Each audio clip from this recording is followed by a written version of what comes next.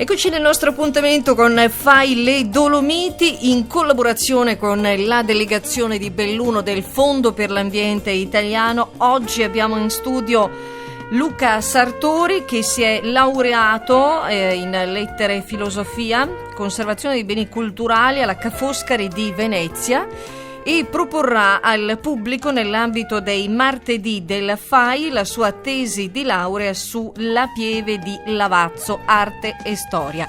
Ben trovato in studio, Luca, buongiorno. Grazie, buongiorno a voi. Ho detto correttamente? Tutto sì, perfetto? Bene. Allora, La Pieve di Lavazzo, subito ci suona e ci viene in mente Castellavazzo. Qui allora si fa un salto nel passato. Da che spunto è partita l'idea di preparare una tesi di laurea sulla Pieve di Lavazzo? Beh, io provengo proprio da quella vallata, da Longarone, e il desiderio era quello di mettere in rilievo quella che è la storia, ma in modo particolare la storia artistica, l'arte di parte del nostro territorio bellunese, nascosto ai più, quindi difficilmente visibile. E in modo particolare partendo da una chiesa, quindi analizzando l'arte contenuta all'interno di questa chiesa attraverso le suppellettili, oggetti sacri, ma in modo particolare pale d'altare, affreschi, statue lignee. Come è iniziato questo tuo percorso anche di indagine conoscitiva? Beh, anzitutto ho cercato di recepire alcune fonti scritte magari da alcuni storici locali, anche se risultavano insufficienti per il mio approfondimento, e ho trovato fondamentale recarmi all'archivio, agli archivi storici, dove si possono trarre numerose fonti, non solo dal punto di vista storico, quindi per ricostruire la storia, ma anche per ricostruire la storia di ogni singola opera d'arte. C'è qualcosa in particolare che sul quale hai focalizzato un po' di più la tua attenzione e anche ti ha sorpreso, perché quando si va ad indagare nella storia e in quello che è il percorso, il vissuto di un paese, emergono sempre delle cose che ci meravigliano, degli aspetti che ci meravigliano?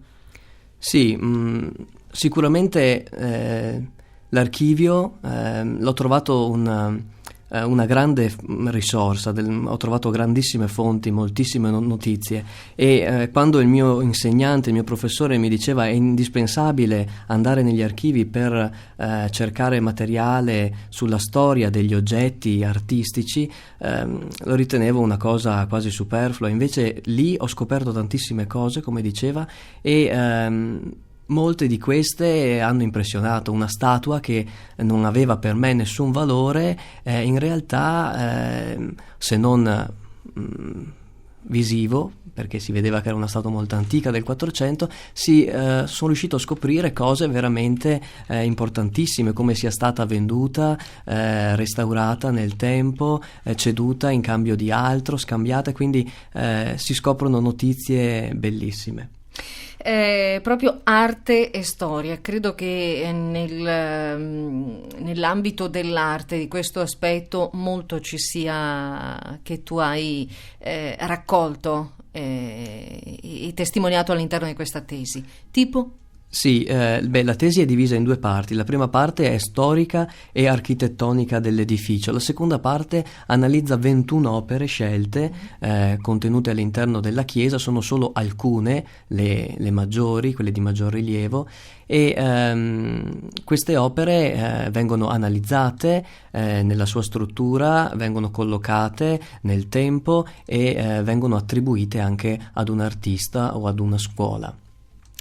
Io vedo qui un sacco di informazioni sul mio display che parlano naturalmente di Castellavazzo. Addirittura Wikipedia, che di solito è il cervellone che si va ad interpellare, dice che fino al 2011 Castello Lavazzo. Ti ritorna questa cosa?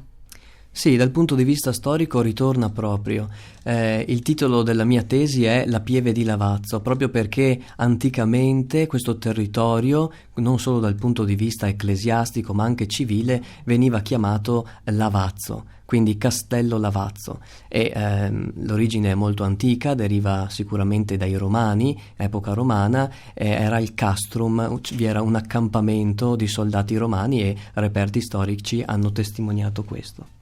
Quanto hai impiegato nel raccogliere tutta questa fonte di informazioni che tu presenterai? Perché noi qui diamo solo un'anticipazione, perché non possiamo ovviamente spiegarla, diciamo presentarla tutta alla radio, perché si toglierebbe il piacere anche di sentirla discutere, raccontare nell'ambito di questo appuntamento nella Sala Bianchi il 25 di febbraio.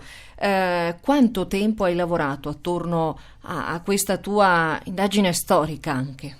Circa un anno è stato il tempo di lavoro, 6 mesi per mettere insieme le informazioni ricavate anche, appunto, come dicevo prima, dagli archivi.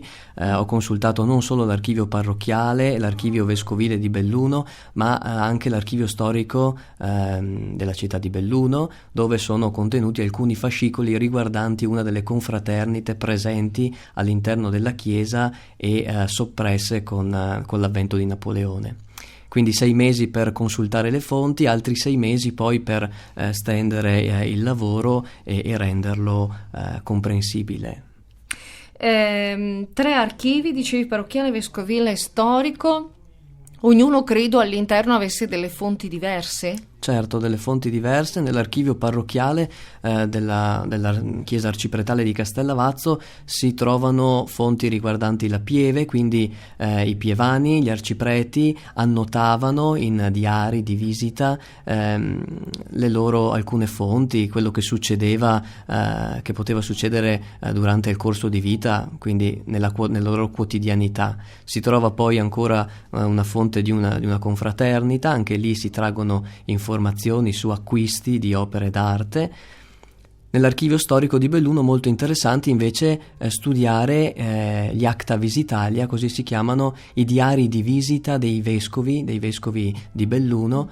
Facevano le visite pastorali ogni 5-10 anni nella storia e venivano annotate, e all'interno di questi diari di visita si possono notare tutto quello che il vescovo, le azioni che compiva durante questa visita, quindi non solo celebrazioni ma ispezione di luoghi, e proprio dalle ispezioni di questi luoghi si possono ricavare moltissime informazioni riguardo la presenza di un'opera già in una data epoca.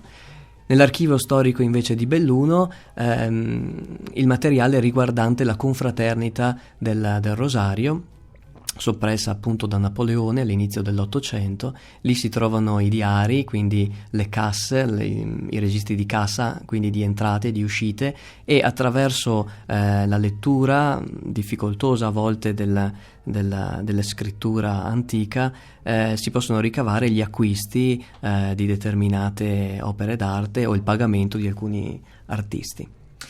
Allora, 25 febbraio, Sala Bianchi, in Viale Fantuzzi a Belluno alle 17:30, l'appuntamento con i martedì del FAI. Luca Sartori vi presenterà la sua tesi di laurea, La pieve di Lavazzo, arte e storia.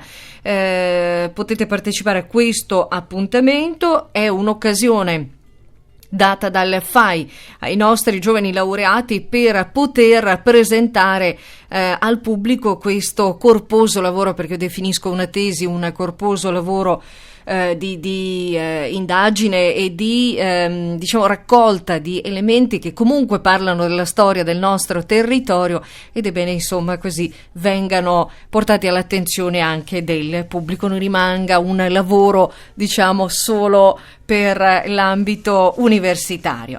Grazie Luca, in bocca al lupo per tutto quanto. Grazie a voi.